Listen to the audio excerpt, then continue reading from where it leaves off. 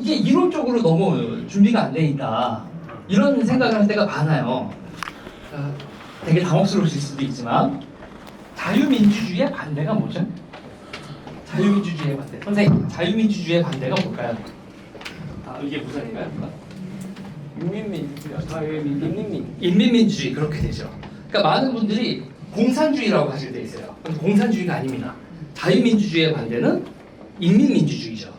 그러면 공산주의의 반대는 자본주의죠. 그런데 여러분 자본주의 얘기할 때 있잖아요. 정확히 얘기하면 사유재산제죠. 그렇죠. 공산주의라는 건 우리 모두가 다 이렇게 되는데 사유재산제. 그러니까 사유재산제가 자유민주주의의 본질이에요. 그런데 사유재산제가 뭔지라고 했을 때 많은 사람들이 다 알고 있다고 생각을 해요. 그런데 사실 잘 몰라요. 사실 잘 모른다고요. 사유재산제. 그러니까 제가 그때 얘기를 하면서 이제 이 강연을 초대받게 된 계기가 제가 이제 박정희 대통령이 그 화교들에 대해서 이제 배척을 하는 그런 정책을 쓴 걸 그건 뭐 인권 탄압이다 뭐다 막 얘기를 하시는 건 잘한 정책이다.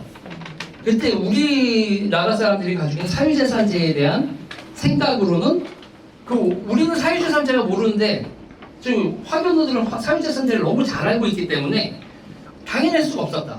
그게 동남아들 다 유통이나 경제권을 다 넘겨주는 것 자체가 그렇다. 그러면 우리나라 사유재산제가 뭐가 복잡할 것 같은데 다 아는데 라고 하는데 알지 못한다는 거예요. 여러분 생각해 보세요. 등기부등본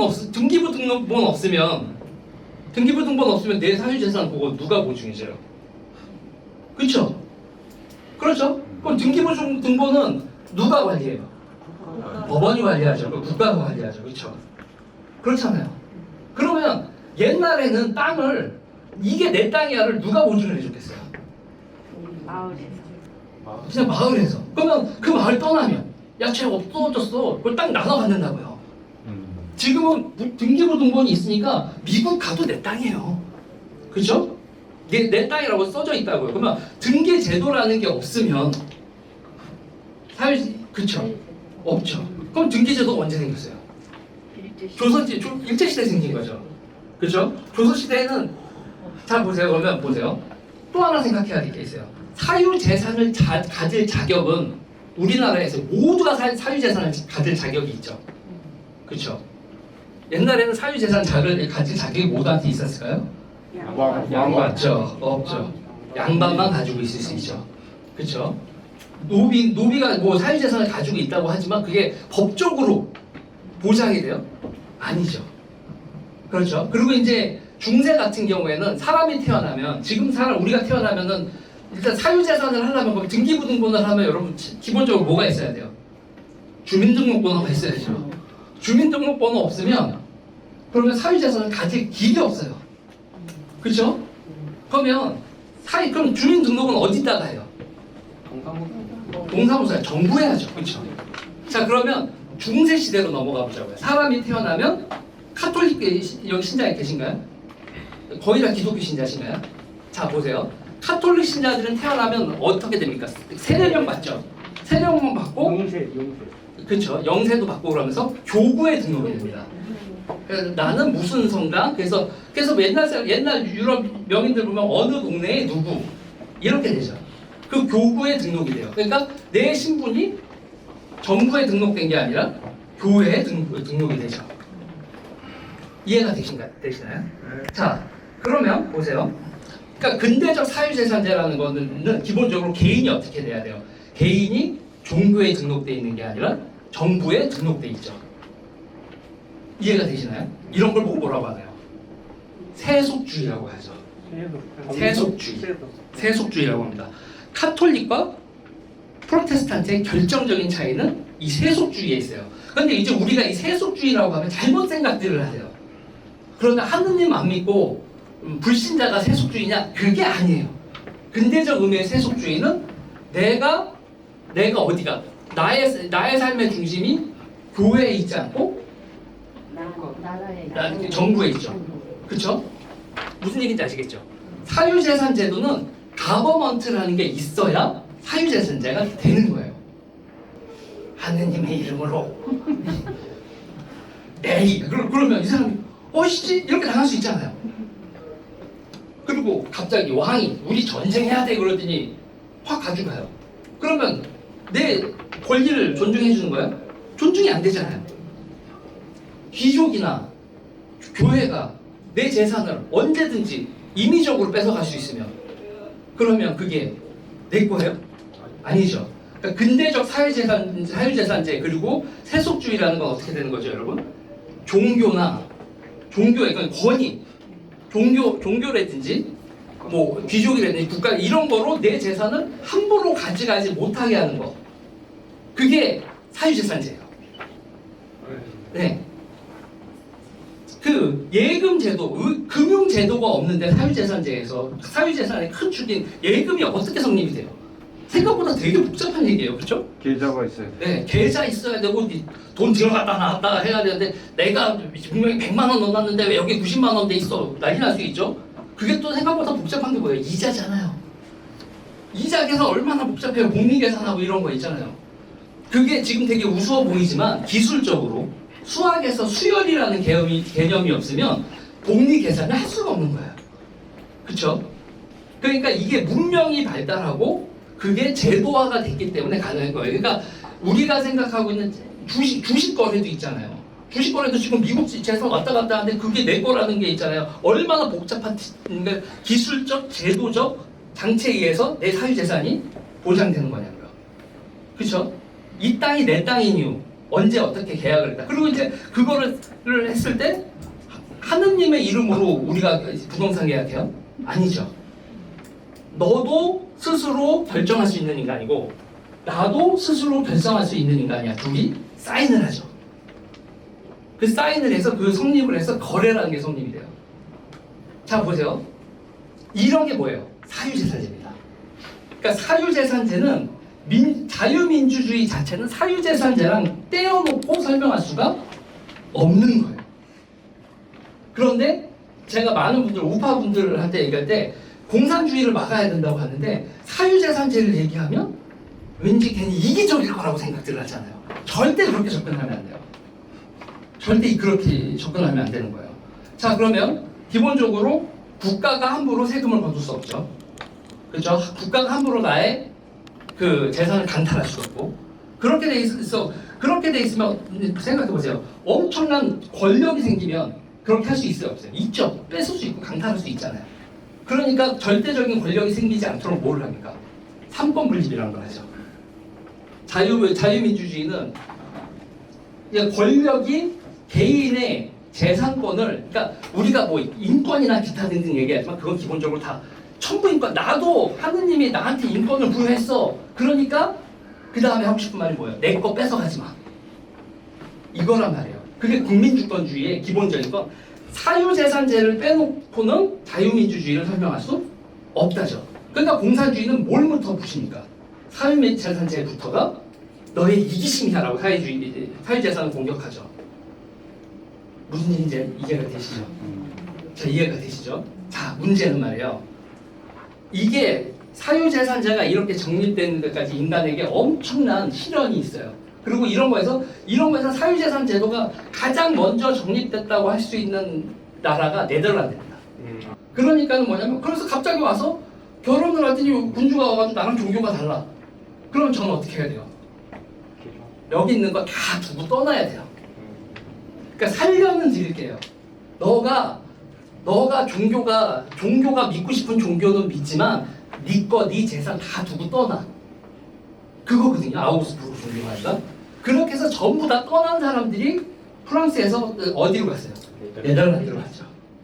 그리고 네덜란드는 독립전쟁을 엄청 8년 동안 독립전쟁을 하는데 그 독립전쟁이 그 베스트 30년 전쟁의 일부분이고 그렇게 해서 전쟁이 끝나고 난 다음에 뭐가 되죠? 베스트팔렌 조약이라는 게 생겨요. 베스트팔렌 조약이라는 게 생겨가지고 뭐냐면 이제 거기서 드디어 생기는 거예요. 가버먼트라는 개념이.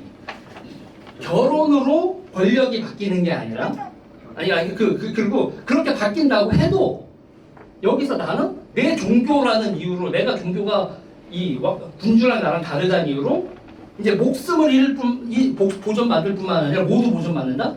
재산도 보존받는 거예요. 그렇게 해서 사람이 이제는 내가 이제 내 개인 재산을 그 보면 왕과 그 밑에 있는 수하들이 아니라 정부에 이렇게 보낸 이제 국가 땅에 귀속되는 거예요. 권력이 혈통이 아니라 땅에 권력이 귀속되는 거거든요. 그걸 뭐라고 부릅니까? 그걸 네이션이라고 불러요. 그러니까 이 민족이 아니에요. 이게 국가죠. 국가라는 건 기본적으로 근대의 국가라는 건 뭐를 중심으로 봐야 된다? 사유재산제를 중심으로 봐야 돼요. 종교가 내 사유재산을 뺏을 수 없고 권력이 내 사유재산을 뺏을 수 없고 그거를 지켜주는 정부라는 거예요. 이해가 되시죠? 이해가 되시죠? 이게 정말 중요한 겁니다. 이게 왜 이승만 대통령하고 박정희 대통령하고 이해하는 데 중요한 거냐면 그러고 나서 사유재산제가 여러분 이제 지금부터 사유재산제가 딱 정리되면 그러면 여러분 사람이 뭐를 하고 싶어져요? 재산을 모으고 싶죠. 재산을 모으고 싶잖아요. 그 사람들 재산을 땅으로 가지고 있어요? 아니죠. 아니죠. 땅만 있는 게 아니죠. 배, 상품. 상품이 여러분 재산의 수단인 게 눈을 뜬 거잖아요. 그 다음에 또 뭐로 돈 벌어요? 금융으로 돈 벌죠. 투자로 돈을 벌잖아요. 투자로. 그러니까 그 1648년에 베스트팔렌 조약이 생기고 네이션이라는 개념이 생긴 다음에 어떻게 되는 거예요? 본격적으로 재산을 모으는 자본주의의 본격적인 시작인 거죠. 그리고 자유민주주의의 본격적인 시작이기도 한 거예요. 이해가 되시죠? 자 보세요. 그러면 그 사람들은 여러분 딱 가면 땅밖에 모르는 사람들은 이 사람들의 뭐가 되겠어요? 밥이죠. 밥입니다. 밥. 자 여러분 그러면서 이제 좀 건너뛸게요. 쭉 역사 다 얘기하긴 그러고 건너뛸게요. 그러면 여러분이 식민지라고 갔어요. 식민지에서 갔으면 뭐 있잖아요. 그럼 맨 처음에 여러분 우리 역사국가에서 배워요. 뭐를 깔죠? 철도를 깝니다. 철도를 깔아요. 철도를 왜 깔아요? 돈 버는 겁니다. 그게. 철도를 까는 게 돈 벌려고 까는 거예요. 착취하기 위해서만 일로 하면 그게 좌파적 사고방식이에요. 자, 좌파적 사고방식이에요. 자, 보세요. 중요한 건 뭐냐면 여러분 돈 벌려면요 도매소매하죠. 배 타고 와서 항구에 내렸어요 물건이. 그 다음에 우리한테 소비자까지 오기까지 어떻게 됩니까? 도매소매 되잖아요. 그리고 물류에 항구와 철도를 장악하고 있으면 그리고 거기다가 도매소매 장악하고 있고 거기다가 금융까지 장악하고 있으면 여기서 이놈들이 뭔 일을 하든 내가 돈 버는 거예요. 이해가 되시죠? 그렇죠. 그러니까 세상 우리 조상들은 1960 박정희 대통령이 집권하던 시절만 해도 뭐 그냥 땅 파는 거 말고 돈을 어떻게 생기는 것에 대한 생각이 없죠. 그런데 여기서 보면 여러분 네덜란드 사람들이나 화교 같은 사람들, 그 유대인 같은 사람들을 뭐라고 불러요? 디아스포라 민족이라고 불러요. 디아스포라 민족. 뭐냐면 땅에서 뽑혀가지고 둥둥 떠다닌 사람들이에요. 그 사람들은 돈을 벌기 위해서 여러분 땅을 파고 사먹을 살 수가 없잖아요. 뭐를 해야 돼요? 상공업과 금융을 해야죠. 이자 받고 금융을 하고 이런 사람들. 이거에 눈 뜬 사람들, 디아스포라 민족은 이거에 눈을 뜰 수밖에 없죠. 살아가기 위해서. 그런 사람들한테 땅만 파먹고 살던 사람들은 아이고 도매점이 모유, 물류창고가 모유. 3차 산업. 이게 뭐가 뭔지 모르게 되니까 어떻게 돼요? 그런 거 다 뺏겨요. 그게 동남아죠. 이해가 되셨죠? 그럼 보세요. 제가 아까 착취라고 하는 게 그게 이제 이게 좌파적인 개념이고 우리가 다시 생각을 해야 된다는 건데 얘 물론 착취입니다. 그걸 식민지 국가들이 어떻게 했어요? 독점적으로 했죠. 한국에서 한국이 우리 식민지야. 그런데 뭐 딱 갑자기 독일 사람들이 와서 여기다가 도매업을 하려고 그래요. 돼요, 안 돼요? 안 됐죠. 옛날에는 안 됐어요. 여기는 일본 나와바리죠. 독점적으로.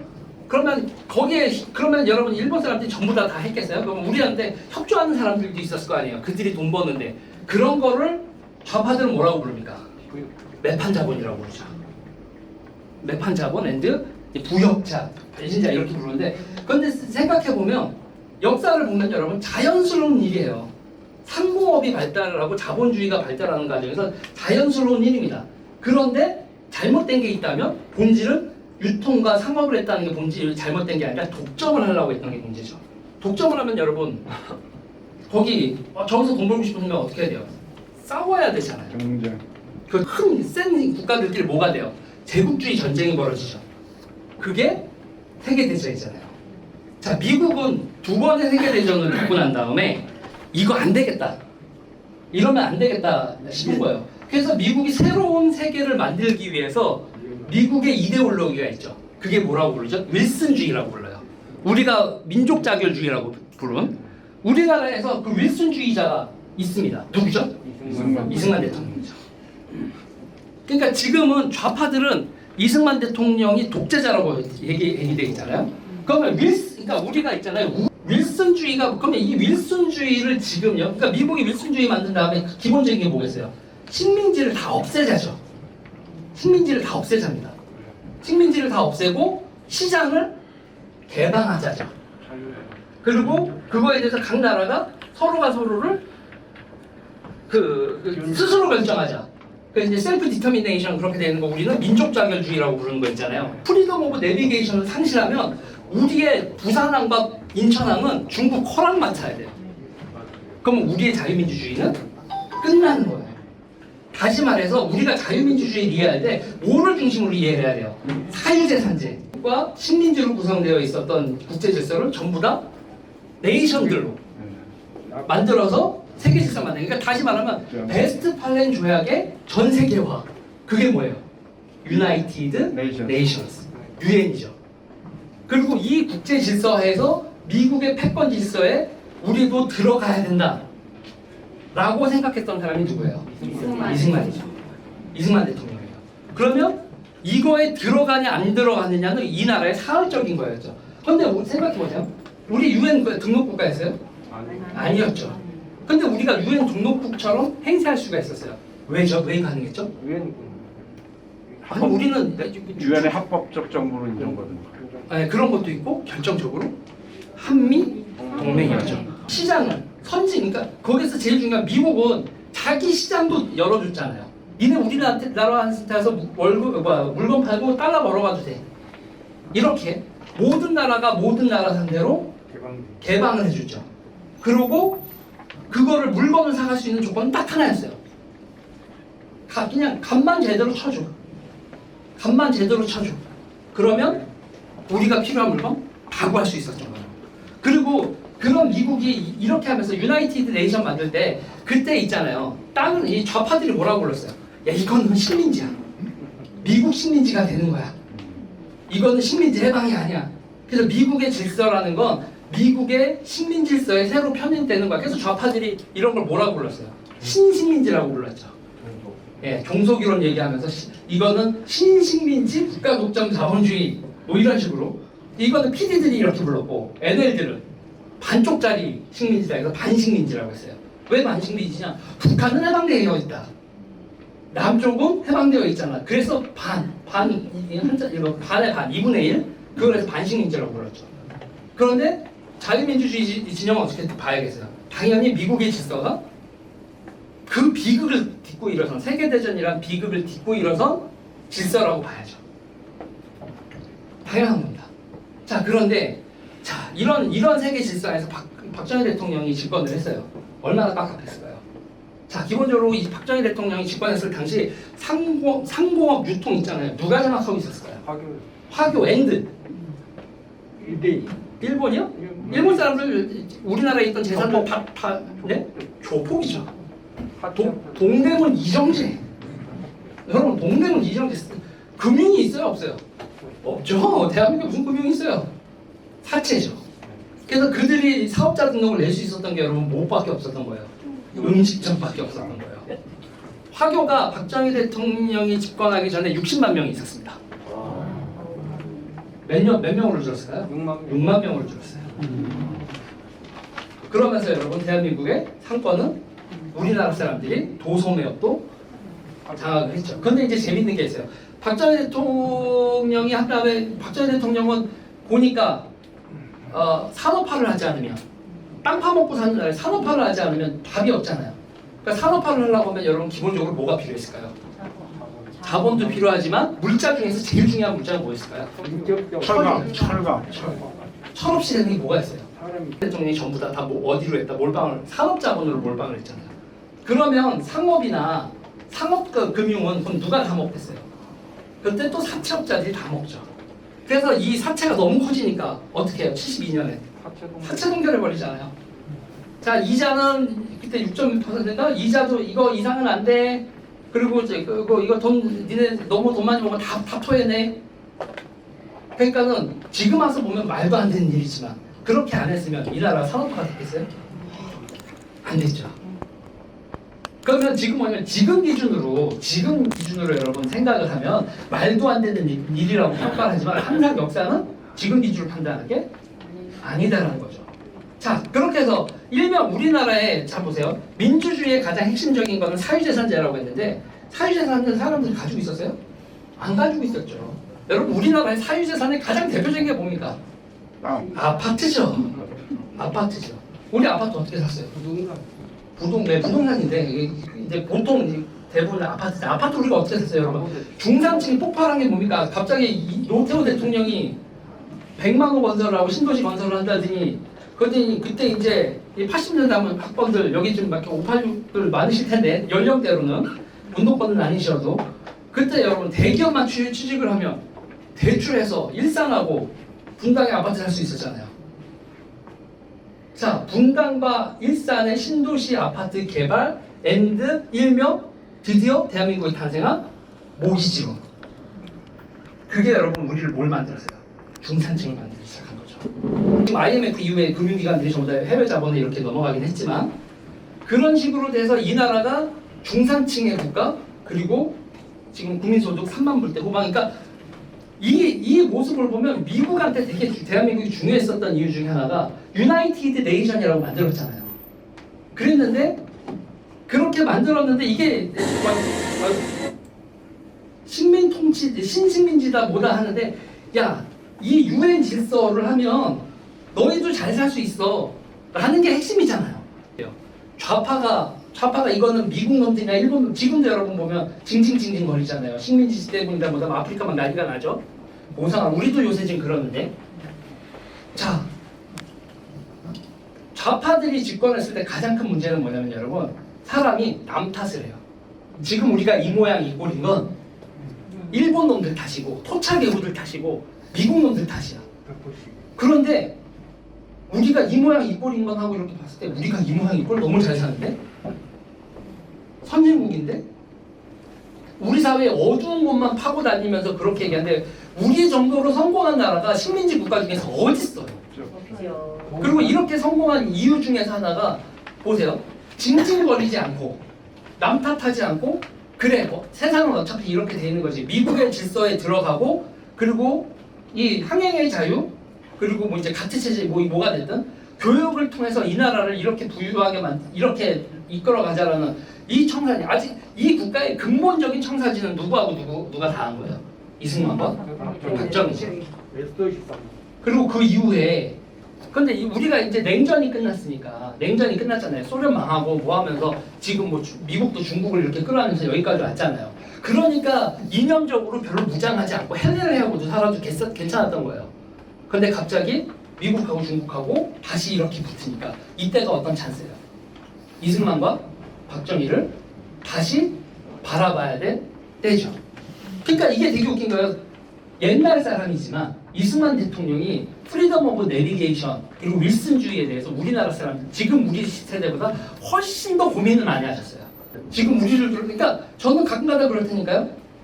우리 보면은 조선 말기 사람들이요 세계가 어떻게 돌아가는지 몰랐어요. 지금요 우리 세계 어떻게 돌아가는지 아나요? 뉴스들이요 나와요. 이런 자세한 설명 해주나요? 안 나와요. 안 하죠. 지금은 다 영적으로 잘 솔직히 이런 세상이 이렇게 돌아가고 있는데 이준석이의 가처분이 뭐니 이런 거 되냐 안 되냐 이게 제일 큰 뉴스라는 게 사실은 창피한 겁니다. 속된 말로 쪽팔린 거죠. 그러니까 뭔가 정치가 좀스러워졌죠. 웅장한 맛이 없고. 그런데 지금은 좀 웅장해야 될 시기다. 그리고 우리가 이제 제가 우파들한테도 얘기하는 게 자유민주주의 얘기할 때 사유재산대에 대해서 막연하게 가지지 말고 사유재산제가 가지는 구체적인 우리 생활에 있잖아요. 우리 생활이 곧 자유민주주의다. 그게 무너지면 우리의 제나 이런 거 됐잖아요. 존중을 안 해줘요, 쟤들은. 우리는 정부를 어떻게 만들어요? 투표로 만들죠. 투표를 하기 위해서 여러분 시민들이 모이잖아요. 그 시민들의 모임을 뭐라고 부릅니까? 시민사회라고 부르는 거예요. 시민사회라는 건, 그러니까 시민사회라는 건 기본적으로 투표를 하기 위해서 모인 사람들, 그 시민의 본명은 뭐다? 재산을 가질 수 있는 사람들. 재산을 가지고 있다는 게 아니라 재산을 가질 자격을 가지고 있는 사람들, 그게 시민이란 말이에요. 그 시민들이 모여서 투표를 해서 정부를 만들어요. 그러니까 우리는 정치 권력을 어디서 나와요? 시민사회에서 나와요. 정치 권력이. 그렇죠? 중국은 정치 권력이 어디서 나와요? 당에서 나와요. 정부를 당이 만들죠. 자 보세요. 우리는 그런 거, 그러니까 좌파 용어로 하면 의사, 변호사 뭐라고 부릅니까? 기능적 지식인이라고 불러요. 그러면 지네들은 뭐라고 불러요? 공산당원은 유기적 지식인이라고 불러요. 그리고 유기적 지식인이 기능적 지식인을 지도해야 된다고 그딴 소리를 하죠. 자, 우리나라 일명 더 구체적으로 얘기하면 의료에서 김용익사단, 이번 공공의대 만든다고 못하는 사람들, 그 사람들이요, 공무원들 다 감아놨어요. 자 보세요. 걔네들 어떻게 했어요? 자기네들의 말 잘 듣는 공무원들 벼락 출세 시켜줬어요. 그러면 지금 국민의힘 사람들이 복지부 공무원들 한 명 한 명씩 다 관리하고 있을까요?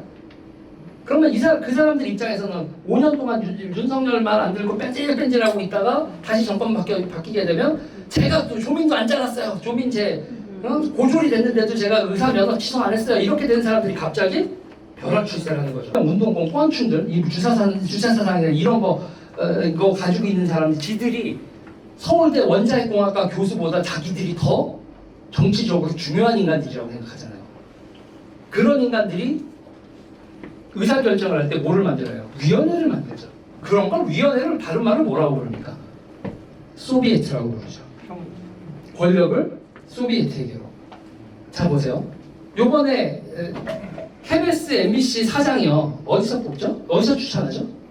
이사회에서 추천을 하죠. 그런데 갑자기 정청래가 법안을 냈습니다. 시청자들 모여있는 시청자위원회에서 사장 추천을 하자. 자, 기본적으로 자유민주주의에서는 여러분, 행정부는 뭐를 결정하죠? 인사와 정책, 집행을 담당을 해요. 의회는요, 예산을 심사하지 예산 편성을 하는 게 아니잖아요. 예산 집행은 행정부가 하고 이렇게 감시기관과 예산 집행 이렇게 분리해 놨잖아요. 그리고 인사권은 분명히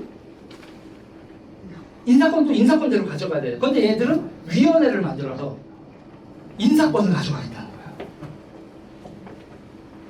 인사권을 가져가고 예산권을 가져가겠다는 거예요. 그러면 여러분 어떤 조직은 회사가 되건 뭐가 됐든 여기 자유민주당이 됐든 예산권과 인사권 가지고 있는 사람이 왕이지. 할당은 그리고 있으니까. 대표님이 계신데 대표님이 인사권과 예산권을 딴 사람 위원회에다 줬다고 그걸 위원회가 지배하는 거예요. 그렇게 그 위원장은 이 공산당 사람. 이렇게 되는 게 그게 이제 인민민주주의가 그런 식으로 돌아가는 거란 말이에요. 근데 우리나라 지금 돌아간 시스템, 정청래가 입법하는 그 공영방송 MBC하고 KBS 사장을 이사회가 아니라 그렇게 위원회, 그리고 그 위원회 구성을 보세요. 완전히 쟤네들 판이죠. 운영위원회. 네. 그렇게 우리가 그런 위원회로 들어갈 수 있는 사회단체를 우파들이 조직하고 있나요? 안 되죠. 그리고 그 사회단체 이렇게 만든다고 해도 그런 목적성을 가지고 있지 않죠. 그런 목적성을 가지고 있지 않고 무엇보다 국민의힘하고 그렇게 유기적인 관계를 맺지 않죠. 그렇죠? 저기는요, 민주당은 사실상 거수기 역할밖에 안 해요. 저쪽이 다 해주면 받아가는 것밖에 안 해요. 자 보세요. 노란봉투법 생각해 볼까요? 노란봉투법 뭐예요, 여러분? 우리나라 노동 3법 정말 셉니다. 노동 3법 정말 세요. 노동자의 권리 엄청나게 보장하고 있어요. 그런데 그런 상황에서도 불법을 저지르면 손배소가 가는 거잖아요. 그런데 그 불법 행위에 있을 때 손배소를 하지 말래. 그러면 불법 행위에 대해서 그럼 공권력이 투입해서 돼요? 안 되죠. 그럼 그 사람들이 다 장악하는 거예요. 이런 식으로 돌아가는 겁니다. 지금요. 그리고 걔네들이 뭐를 해요? 항상 시위하거나 뭐 할 때 신나들고 들어가죠. 건물에 신나들고 들어가면 여러분 세게 공권력이 잡아다가 감옥에 무슨 해야 되잖아요. 신나들고 들어가면 쫄아요. 용산 사태 있잖아요. 백남기 노인제 누구 하나 죽어봐요. 꼼짝을 못 하잖아요. 그러면 공권력이 그걸 진압 안 해주고 건물 장악하고 공장 장악하고 있으면 사업주는 어떻게 할 수밖에 없어요. 두 손 두 발 다 두고 그 사람들 원하는 것을 들어줄 수밖에 없죠. 지금 이렇게 사회가 하나하나 장악을 당하고 있는 거예요. 여러분 지금 일단은 파리바게트 그렇게 지금 택배하고 있죠. 우리 빵 먹을 때마다 걔네들한테 삥 뜯기게 되는 거예요. 그리고 우리가 소주하고 이제 술 먹을 때마다도 걔들한테 일정 정도 지분을 가져가게 되는 거예요. 여러분 권력의 속성상 그냥 월급 올려주는 거를 멈추지 않습니다. 자기네들이 뭐예요? 중요한 건 권력은 통제력을 장악하려고 해요. 통제력을. 그리고 걔네들의 이 방향은 사회의 주요 구석구석에 돈 흐르는 거에 대한 지분 그리고 인사권과 예산권에 대한 통제력을 뭐로 확보한다? 위원회로 확보를 해요. 근데 문제는 뭔지 아세요? 우파들도 그걸 좋아해요. 왜 그러냐면 자기가 국회의원이 우파 국회의원도 위원회에 자기 사람 집어넣어서 결정을 하면 자기가 숨잖아요. 나쁜 짓 하고 숨잖아요.